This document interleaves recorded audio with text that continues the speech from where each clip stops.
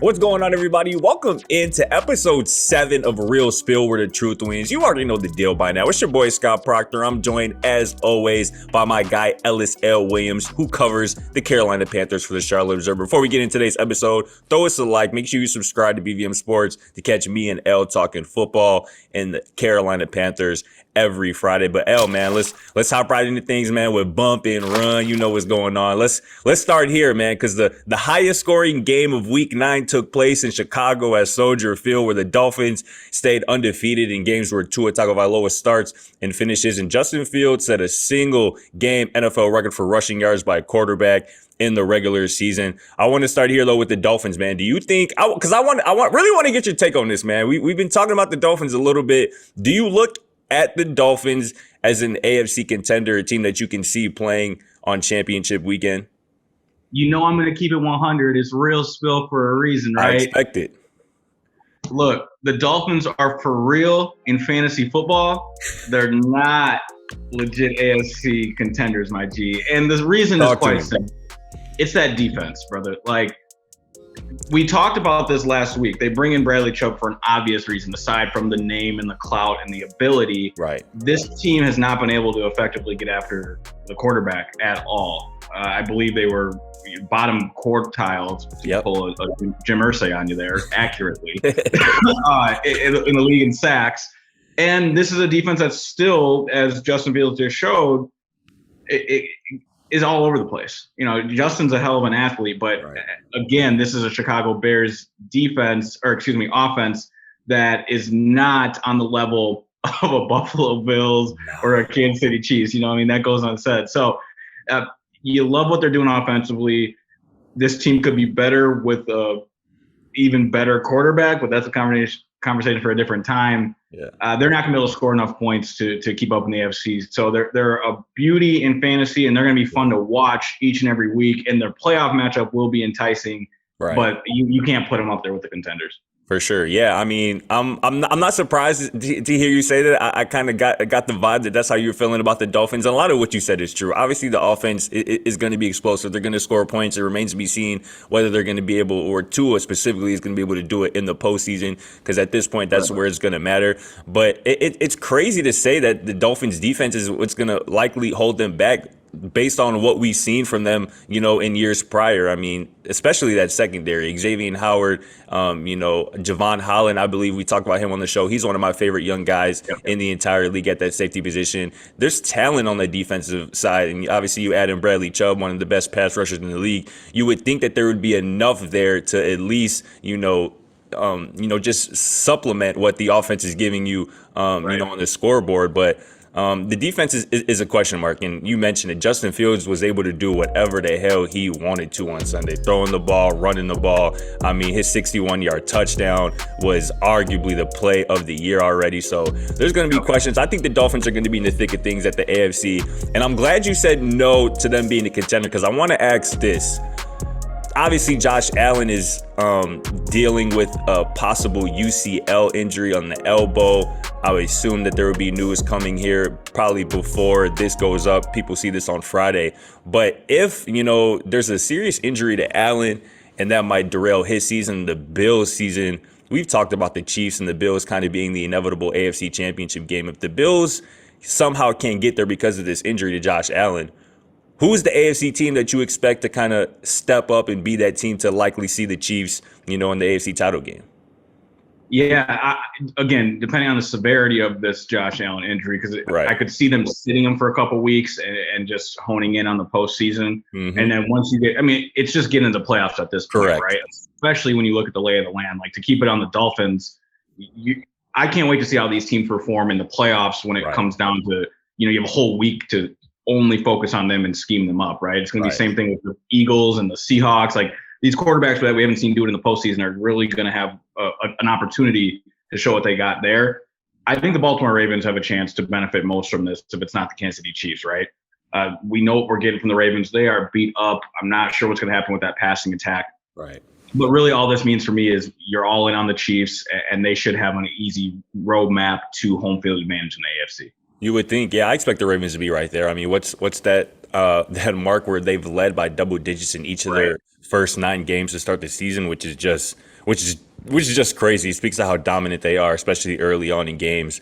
So yeah, I expect the Ravens, the Bengals as well. Me personally, I expect the Bengals. I'm not writing them off either. Joe B, and obviously when Jamar Chase eventually comes back, they're going to be an issue. Last question before we get out of here. This bump and run already went a little too long, but it's all good.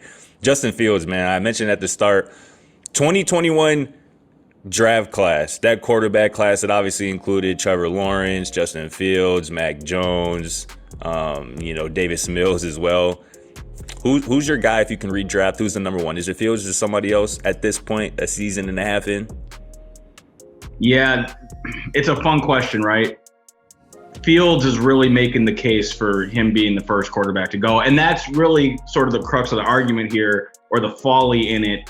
It's because, like, as we gain more information on all these guys, the answer is changing, right? Like, no one would have took Fields even 4 weeks through this season, and all of a sudden we're like, oh, redraft, he's the guy. Right. So the point is, you love what you're seeing on the field, but we can go back to Zach Wilson sometimes too, Trevor Lawrence. It's just like these guys are all having their moments, and that year three is going to be exciting to watch for all of these guys. And I think someone is going to rise to the top once you get 2.5, 3 full years with them. No doubt about it. I mean, and that year 3, I think it turns out to be the pivotal point of these young quarterbacks' career. We're seeing Tua, Jalen Hurts make leaps in year 3. So hopefully we can see at least a couple of those guys from the 2021 draft class kind of make a similar leap. But let's move on, man. Let's move on to the meat of this show every week.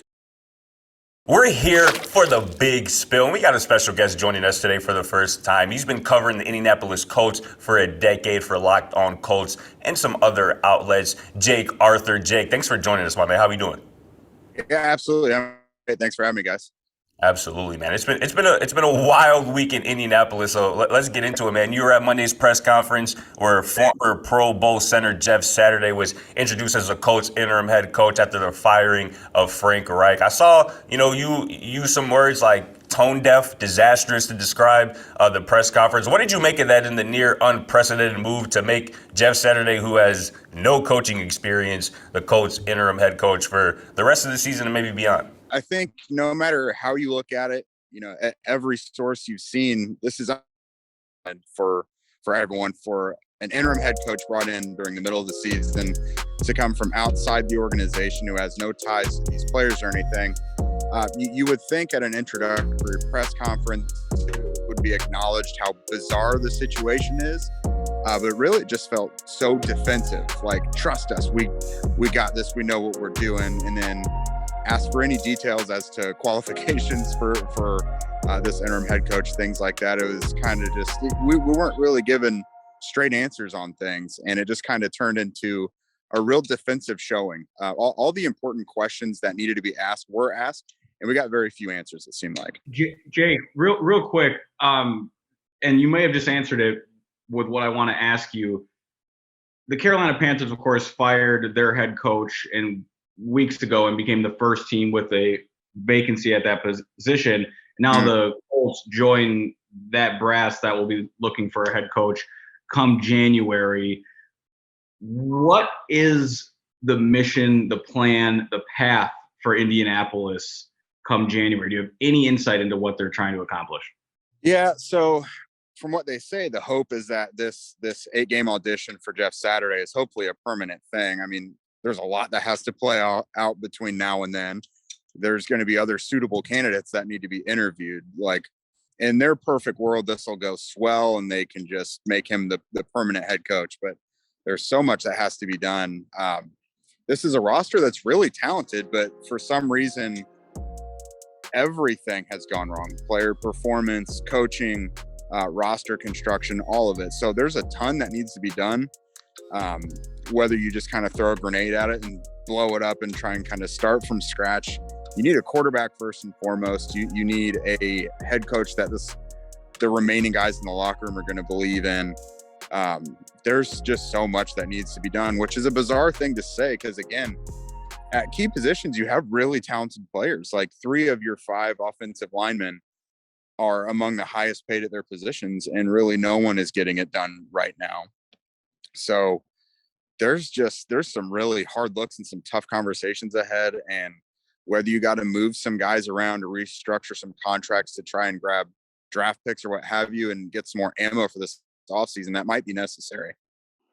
Jake, I'm curious how you think this makes Jim Irsay look and how he kind of comes off to those in Indianapolis, because he's getting to reaching like Jerry Jones level of involvement here. What message do you think this bizarre move kind of sends to that locker room that you kind of mentioned there, and especially the veterans in that locker room who are essentially, wasting a season here? Well, this is kind of this week's moves were kind of appeasing to the fan base in the city, because when you have a team that's doing nothing right, getting rid of the head coach is popular. So, Frank going, that was a popular move. And then bringing in Jeff Saturday, who I've said this week, if there's a Mount Rushmore of fan favorite Indianapolis Colts, Jeff Saturday is probably on it. So if your season is going to continue kind of going down the crapper, then you at least have a beloved figurehead as the face to be able to talk to people on a weekly basis.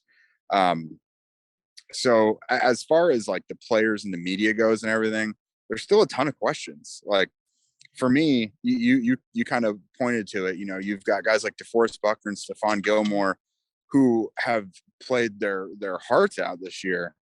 And how do you sell this to them to keep playing hard the rest of the year? They're going to do it. They're self-motivators and they're high integrity guys, but how do you sell success to guys like that for the rest of the season? I don't know. Jeff Saturday understands it. From Monday's press conference, he seemed to be the only one that was really giving straightforward answers. He gets it. He knows he has to win over the locker room, but he's confident. He's a leader of men. When he was a player, he was one of the staples in the locker room. He was a guy that held people accountable. So as far as that goes, I do think players will buy into him, just being a former player, being a locker room leader. But the move in general, these guys really loved Frank Reich. And I think it's hard to imagine everyone not really seeing this whole thing as a mess. Jake, real quick, any insight into what happens to Chris Ballard? So on Monday night, Jim Irsay was asked about Chris's security. Is he going to be the one that helps find this next head coach this offseason, so on and so forth? Jim Irsay did say yes, but at the same time, a week and a half ago, he said Frank Reich was safe. So it kind of seems like a lip service thing for now. I don't expect him to be safe. Now, I wouldn't be surprised if he is still here, but being told that he's going to be here, I hold no merit in that right now. Because if things continue to go down the tubes and there's just no answers, how do you not look at the roster construction and say this was a problem, we need to move on? So I expect him to remain on the hot seat no matter what is said between now and then. Looking back at Sunday, which feels like forever ago already at this point, I'm curious how much you think Sunday's awful loss, embarrassing loss to the Patriots contributed to what happened in the days and the hours, following. Do you think that all this would have unfolded the way it did if, say Sam Ehlinger played well, the Colts looked competitive, even maybe in a close loss on Sunday? Yeah, I think it showed that Frank was probably walking a tightrope lately, and they were just looking for any excuse of a game like last Sunday to pull the trigger. A win probably would have delayed the inevitable another week or two. But losing in the fashion they did, and, Frank's an offensive-minded head coach, of course. Sunday was like the third game this year where they had 10 or fewer points. It was essentially a shutout because without the turnover that they got to put them into good field position, they probably don't get that field goal. So they probably would have been shut out once again. Yeah, it was going to happen at some point before the season was up. And just another terrible performance like that was exactly the excuse they needed to make it happen. For sure. That's probably exactly what they were looking for, like you said. Probably last question we got for you, Jake, before we let you get up out of here. One of Jeff Saturday's first big decisions as interim head coach was naming 30-year-old pass game specialist, assistant quarterback coach Parks Frazier to be the offensive play caller on Sunday and likely moving forward. it was a surprise to some. But who is this guy? First off, talk to us about who Frazier is and why he's the guy to be calling plays here for the Colts moving forward. Yeah, I don't hate this move. They did have a couple probably better options on staff with Scott Milanovich, who was a head coach in the CFL before and briefly called plays for the Jaguars a few years back. And Scotty Montgomery, I believe he's been a head coach before as well.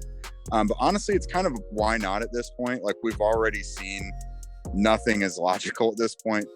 So again, I really don't mind this move.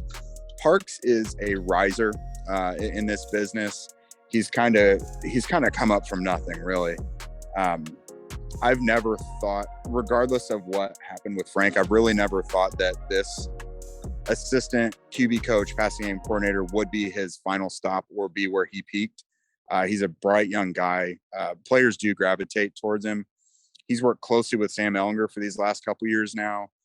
And really no one in this building has a stronger grasp of the offensive system that has been in place than him now that Frank is gone.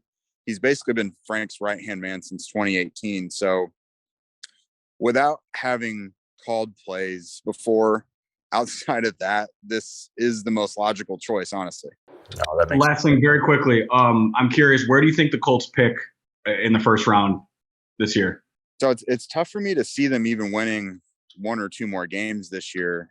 So I've got 3 wins right now. You give them 4 or 5 wins total. I've got to say they're picking in the top 5-6 picks at this point, right? Yep. Other teams aren't quite as bad or hopeless right now. So they'll definitely have a top 10 pick. I'd be shocked if they didn't, but I could see them within the top 5 or 6 picks. Quarterback season. We already know what it's at. That's exactly right. They may want Sam to win it out, but they need to have the opportunity at least to find the next guy. No doubt about it. It's gonna be fascinating to watch over the next few months and into the spring and whatnot. But this has been a blast, Jake. Thanks so much for joining us, my man. Go follow Jake and all his great work on Twitter. But we'll catch you soon. Thanks again so much, Jake. Thanks, guys.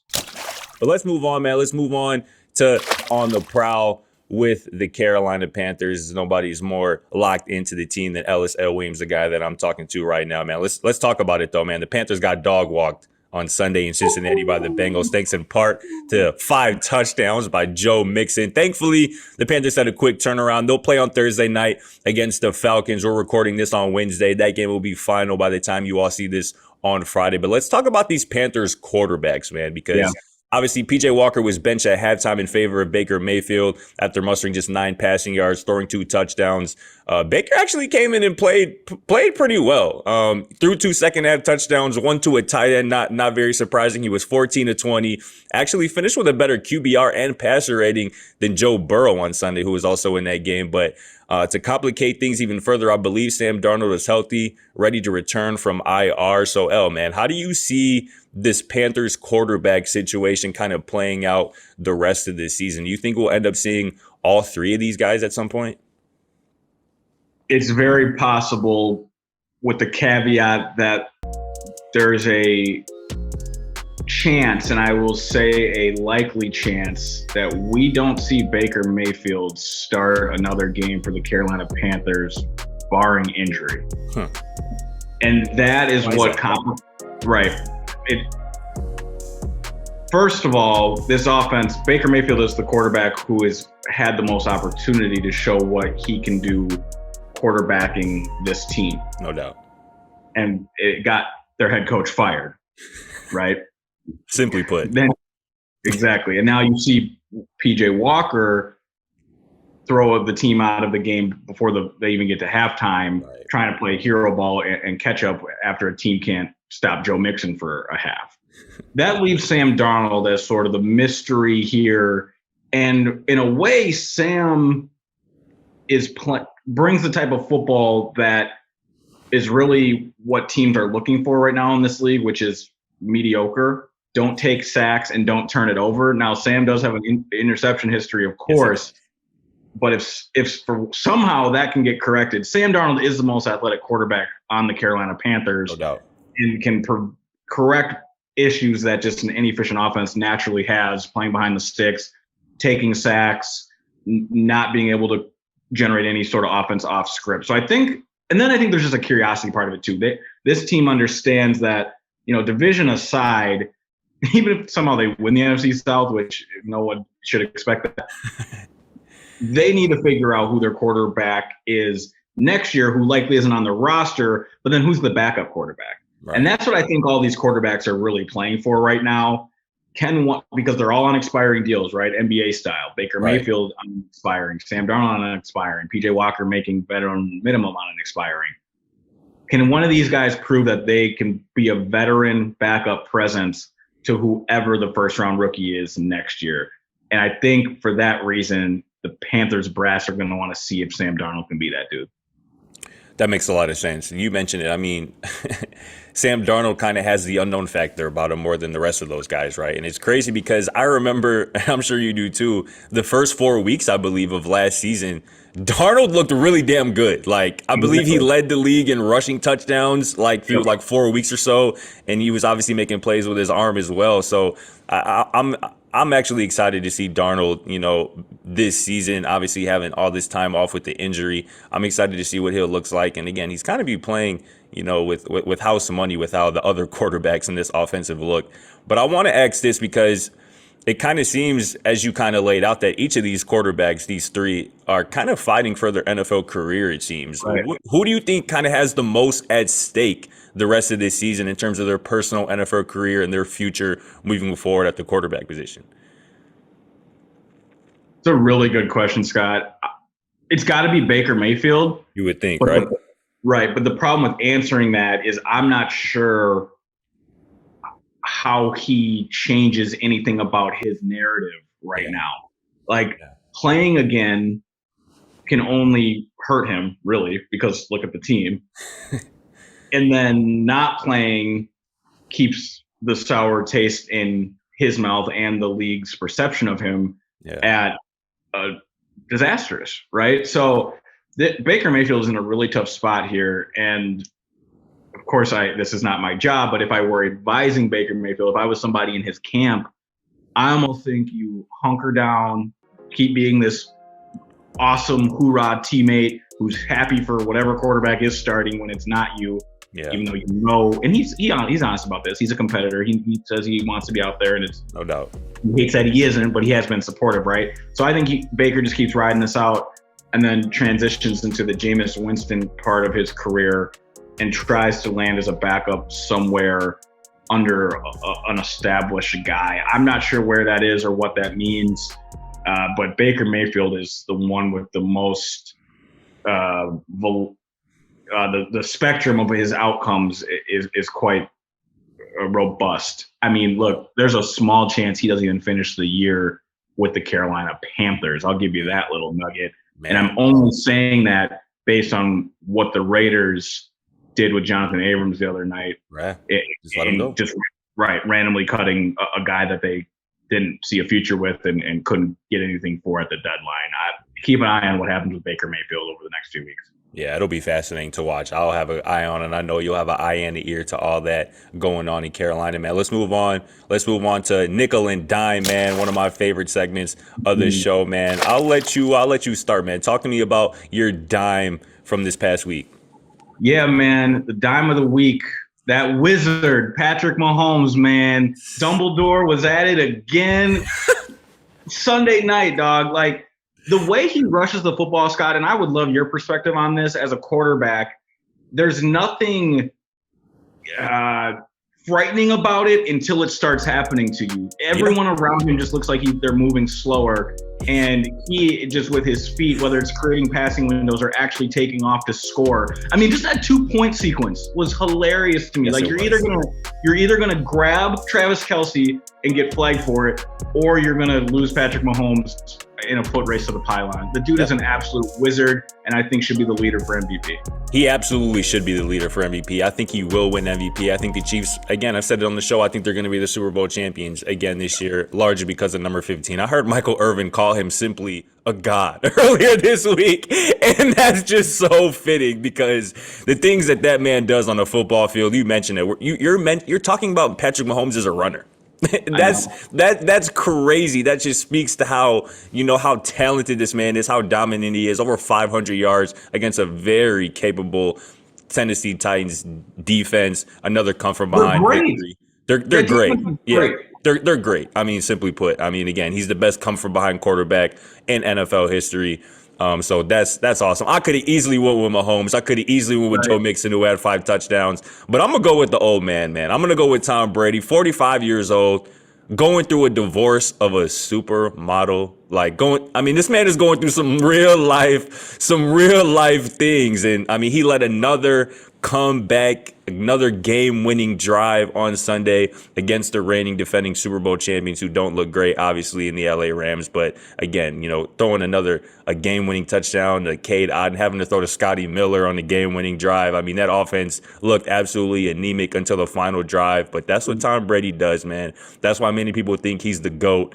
But that's my dime. My nickel of the week is a quarterback coach combo out there in Las Vegas, because I just don't understand. Derek Carr, Josh McDaniels, you're coming off an embarrassing shutout loss the week before to the New Orleans Saints. You go up 17-0 over the Jacksonville Jaguars on Sunday, and then you proceed to get outscored 27-3 the rest of the way to fall to 2-6, 0-5 on the road. I know Devontae Adams is sick to his stomach, but Josh McDaniels, Derek Carr, they're my nickel of the week, man. Talk to me about yours.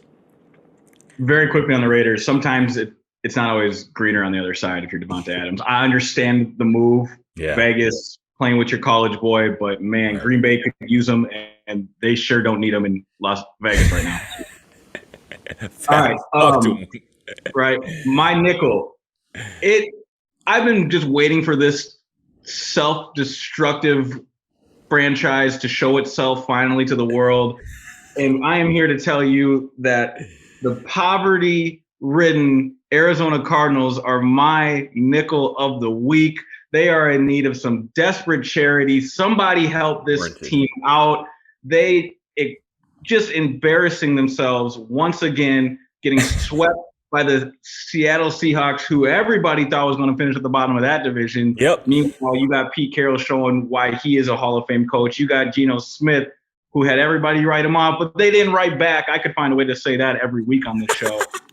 I've been fed up with the Cardinals since the playoff game last year. Kyler Murray blames everybody else and then goes and plays COD about it. Cliff Kingsbury was going to be USC's head coach until the Cardinals were like, hey, why don't we grab this guy who's has an average coaching 500 record his entire career, and then let's just extend him when everything's going wrong. Yeah, why not? They're a penny, bro. They ain't even a nickel. I'm done.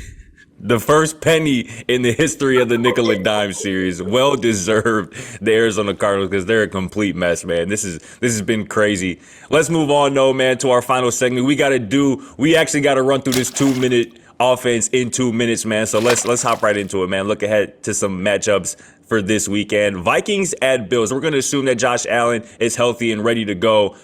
I know that's your squad in Minnesota, man. Who do you like in that matchup, though? It'd be really impressive if the Vikings can find a way to win on the road in Buffalo. That's my biggest worry with the Vikings, is that they will not be able to win a road playoff game. This is a good first test.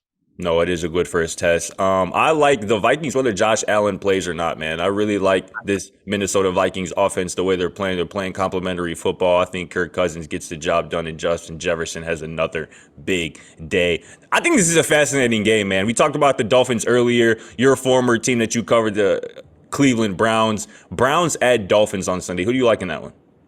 I think this is a game the Dolphins need to win. If the Browns can win 2 of these next 3, I believe Deshaun Watson returns after that, and they might be able to make a run here on a season that they're really playing with house money with. No doubt about it. That win on Monday night against the Cincinnati Bengals a couple weeks ago for the Browns was huge. I like the Dolphins, though. I expect Tua and the gang to keep rolling. Give me Miami on Sunday. Sunday Night Football, though, I think this is another great matchup. Chargers at the 49ers. Who do you like in that one? Man, with the shot clock running down here, I'm going to pump fake a little bit and then say the 49ers, man. I'm done with the Chargers just about as much as I've done with the Cardinals. They find a way to lose each week, but then were able to pull it out last week because they were playing in the NFC South. I mean, come on. Yeah, absolutely, man. We agree. Give me the Niners, man. I expect this team to represent the NFC in the Super Bowl. I think this is going to be a really good test for them at home. Give me Jimmy G and the crew. But that's going to do it for us, man. For Scott Proctor, my guy Ellis L. Williams, man. We'll catch you next week on a new episode of Real Spill. Thanks for watching. Feel free to check out our other videos and don't forget to smack that subscribe button down below while you're at it. Also, for more great and original content, head right over to bvmsports.com.